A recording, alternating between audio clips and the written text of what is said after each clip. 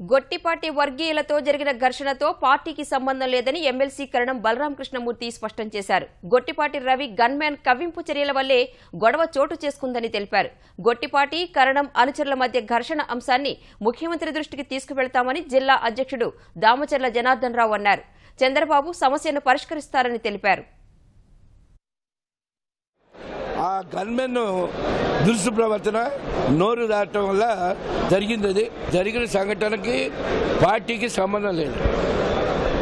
Issue వేరు, మీ బయట focus అవుతుంది వేరు.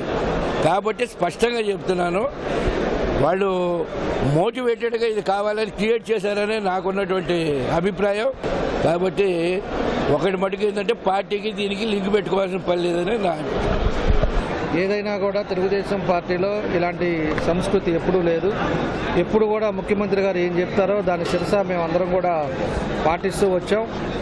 ఇప్పుడు ఈ మధ్య మన 3 రోజుల ముందు ఒక హత్య జరగటాలు, అదేవిధంగా అంతకుముందు ఒకసారి వాళ్ళ పార్టీలోకి వచ్చిన తర్వాత ఒకసారి మీటింగ్లో కూడా ఈ గొడవ జరగటాలు, ఇవన్నీ కూడా 2-3 సార్లు ఇన్సిడెంట్స్ అద్దంకి నియోజకవర్గం వల్ల ఈరోజు జిల్లాలోనే ఇబ్బందికరమైన పరిస్థితి మేము చూస్తూ ఉన్నాం. దీన్ని కూడా ముఖ్యమంత్రి గారి దృష్టికి తప్పకుండా మేము తీసుకెళ్లి దీన్ని ఏదో విధంగా ఆయనే సొల్యూషన్ చేయాల్సిన బాధ్యత ఉంది.